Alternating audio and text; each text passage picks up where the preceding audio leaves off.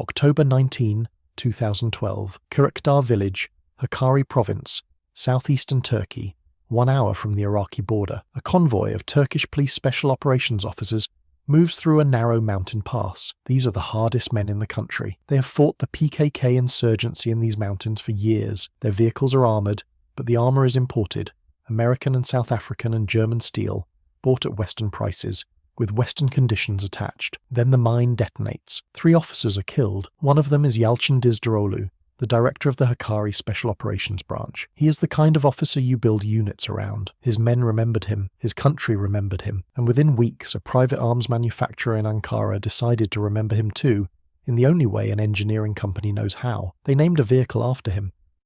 That vehicle would go on to serve in 11 countries on 4 continents, survive mine blasts that threw 14 tons of steel into the air without killing a single crew member, enter production inside the European Union, and prove beyond any dispute that Turkey, a nation that had bought every armoured vehicle it ever owned from someone else, could build a machine the world wanted to buy. Its name was the Ejder Yalcin. It was the vehicle that ended Turkey's dependence on foreign armour. To understand why the Ejder Yalcin existed, you need to understand the problem Turkey faced in 2012. For decades, the Turkish security forces had operated imported armoured vehicles, American M113 personnel carriers from the Cold War era, South African-designed machines licensed and assembled locally by Otokar, German Leopard tanks. The armour was effective, the terms were not.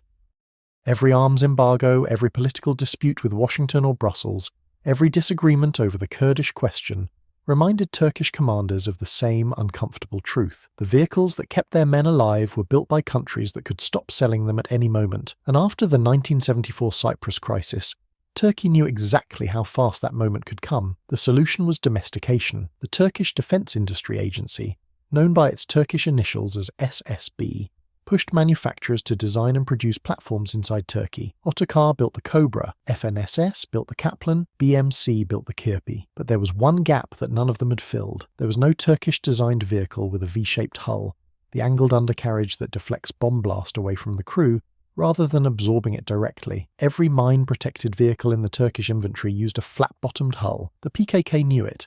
Their bomb makers exploited it.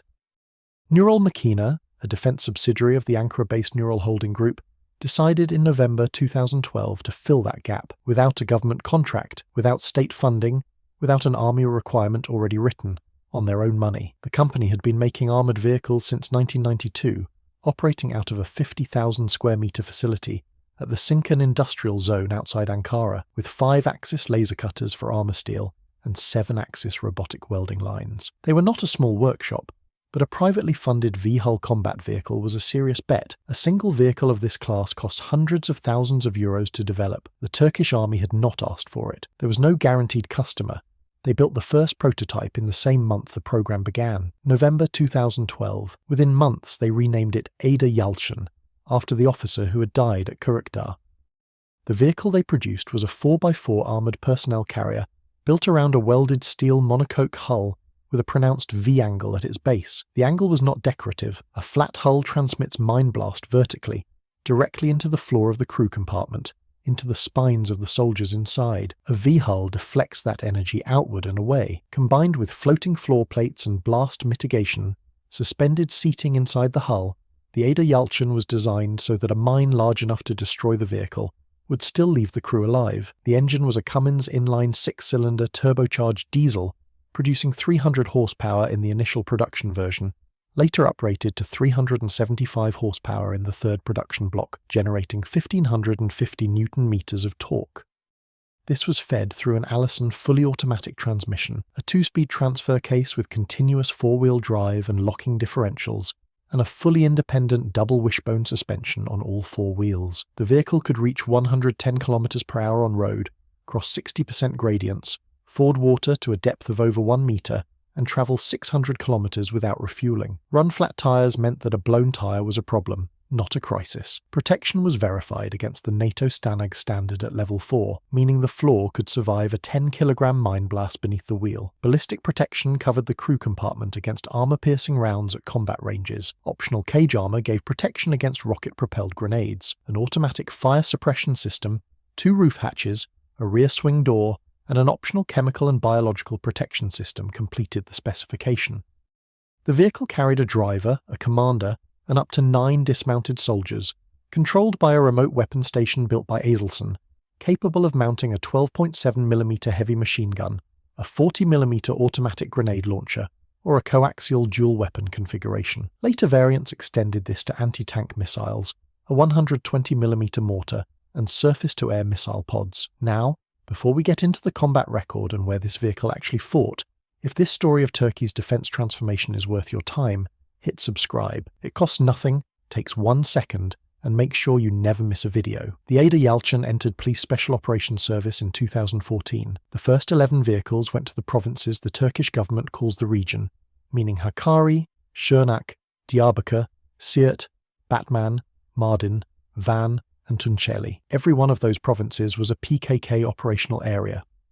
Every road in those provinces had seen mines.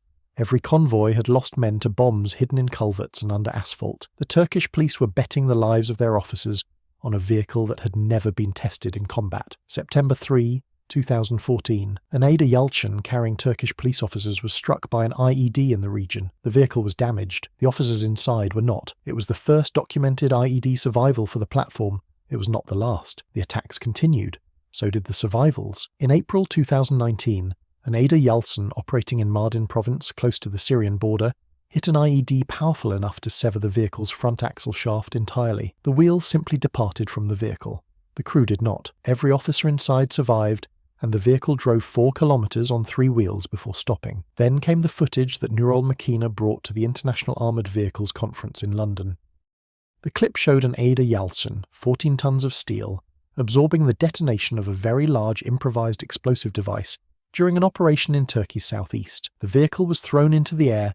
It came down. The 5 personnel inside all survived. The PKK was not the only threat. When the ceasefire collapsed in 2015, and Turkey launched sustained urban operations in towns including Cizre and Sur, the Ejder Yalcin operated inside built-up areas at close range, where the threat was not only mines but rocket-propelled grenades fired from buildings at distances of under 50 meters. In one documented incident, 2 RPG rounds struck an Ejder Yalcin's engine compartment. The shaped charges penetrated the outer armor, but struck at angles that prevented them from destroying the engine block. The driver continued driving 4 kilometers through active fire, before reaching a secure position. Nurol Makina redesigned the engine bay protection after that incident. The next production block matched the engine compartment armor level to the crew compartment standard. In August 2016, Operation Euphrates Shield began. Turkish forces crossed the Syrian border to drive the so-called Islamic State from the area around Jarablus. Ejder Yalcins moved with Turkish-backed Syrian opposition forces across terrain that offered no cover and roads that had been mined repeatedly. The operation lasted 7 months. The vehicles came back. Operation Olive Branch followed in January 2018 in the Afrin canton of northwestern Syria. The terrain was different, mountainous, terraced, and irregular. The threat combined anti-vehicle mines, IEDs, and rocket fire from elevated positions. The Ejder Yalcin operated in both roles simultaneously, carrying dismounted infantry into position and providing fire support through its remote weapon station. Then came the night of July 15th, 2016, while Olive Branch was still years away. 10 Ejder Yalcins sat on the acceptance pad at the Sincan factory, their delivery paperwork just completed. A military coup was unfolding in Ankara. Police commanders called Nurol Makina directly. The vehicles were driven off the factory floor before dawn and handed to Turkish police units, then holding positions against coup-aligned military forces. The unit that received them became known informally as the Hayalet Tim, the Ghost Team. It is one of the few documented instances in modern history of an armoured vehicle being delivered into active combat on the night it was accepted from the manufacturer. Now compare the Ejder Yalcin against the vehicles it most frequently faces in export competition. The Oshkosh LATV, the vehicle that replaced the Humvee in American service, costs approximately $800,000 per unit based on international contract benchmarks.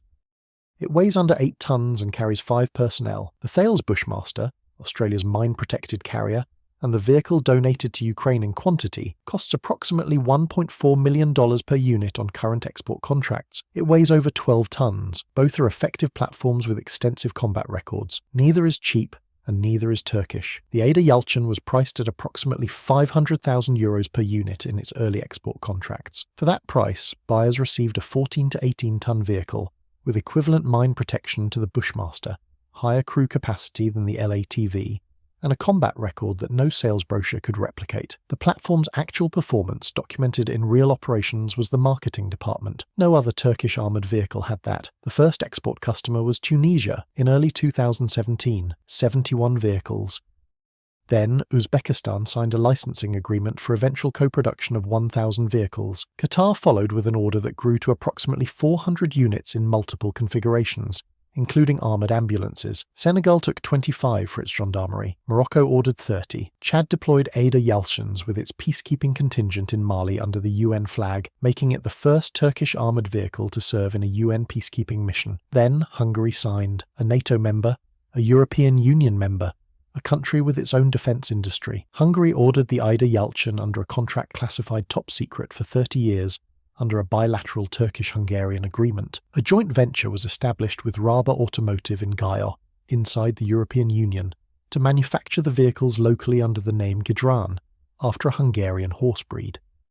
By 2025, over 105 vehicles had been delivered under a framework calling for more than 400 through 2031. A Turkish-designed armoured vehicle was being assembled on a European Union production line. The country that had spent 50 years buying Western vehicles now had a European country buying Turkish ones and building them in Europe. Malaysia ordered 20 vehicles for deployment with its peacekeeping battalion in Lebanon under UNIFIL. The vehicle arrived under a UN flag wearing a different name, the Panthera, because Malaysian procurement regulations required a local designation. The name was different. The hull was the same. In May 2025, a photograph circulated from Niger. Al-Qaeda's Sahel affiliate had overrun a Nigerian army base near Mosipaga and captured several vehicles. One of them was an Ejder Yalcin.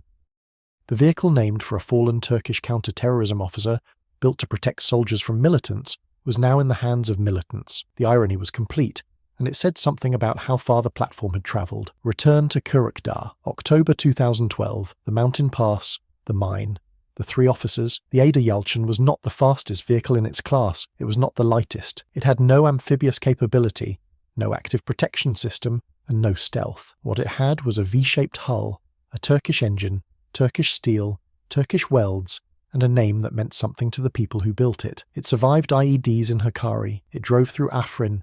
It sat on a factory pad when a coup came and was handed to police before dawn.